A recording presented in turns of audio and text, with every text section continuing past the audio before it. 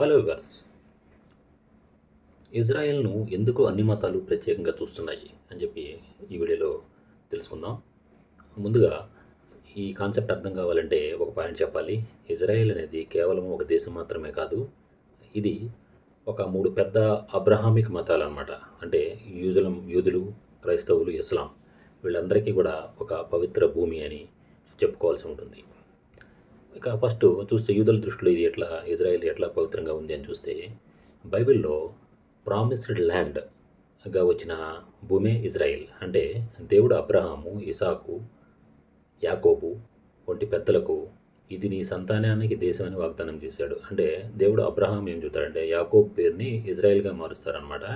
ఇజ్రాయెల్గా మార్చి నీ సంతానానికి ఇది ఒక దేశం అని చెప్పి వాగ్దానం చేస్తారనమాట. ఇది వాగ్దానం చేసిన భూమి ప్రామిస్డ్ ల్యాండ్. అట్లాగే యెరూషలేం అంటే వీళ్ళ యూదుల భాషలో, హెబ్రూ భాషలో యెరూషలేం అంటారు. ఇప్పుడు దీన్ని ఇంగ్లీష్కి మార్చేటప్పటికి జెరూసలేం అంటున్నారు అనమాట. దీనిలో టెంపుల్ మౌంట్ యూదులకు అతి పవిత్రమైన స్థలం. టెంపుల్ మౌంట్ అనేది యూదులకి ఇక్కడ పవిత్రమైన స్థలము. అక్కడ సొలొమోను దేవాలయం ఉండేదని చెప్పేసి ఆ దేవాలయంలోకి దేవుడు హాజరయ్యేవాడని నమ్మకం. అంటే యూదుల మతాన్ని జుడాయిజం అంటారు కదా, దీనిలో వాళ్ళంటే దేవుడు ఒక్కడే నమ్ముతారు. ఆయనే యెహోవా అని చెప్తారన్నమాట ఆయన్ని. లేదని యెహోవా అంటే YHWH అనేది ఈ హెబ్రూ భాషలో దీని మీనింగు. యూదులు ఏకదేవతావాదం అన్నమాట, ఒకే దేవుడు ఉన్నాడని చెప్పేసి నమ్ముతారు.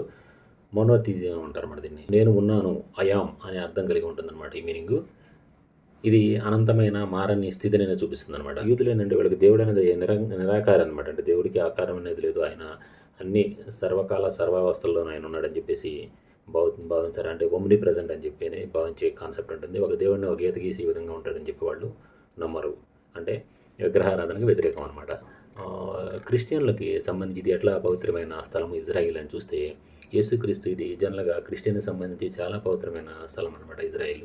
యేసుక్రీస్తు జన్మించింది బెత్లెహేంలో జన్మించారు. తర్వాత నజరేతులో పెరిగారు యేసుక్రీస్తు. తర్వాత ఇప్పుడు యెరూషలేంలో ఆయన తిరిగాడు, ప్రసంగించాడు. తర్వాత పునరుత్థానం కూడా ఇక్కడ జరిగింది. ఈ ప్రాంతాలు ఇజ్రాయిల్, పాలస్తీనా భాగాల్లో ఉన్నాయి. అంటే యేసుక్రీస్తు నడయాడిన ప్రదేశము ఇజ్రాయిల్.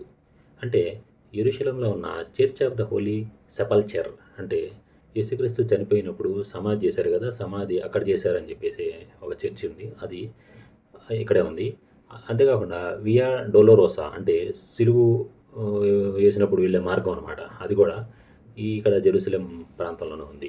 వీటిని దృష్టిలో పెట్టుకొని ఇది క్రిస్టియన్స్కి ఒక పవిత్రమైన స్థలము.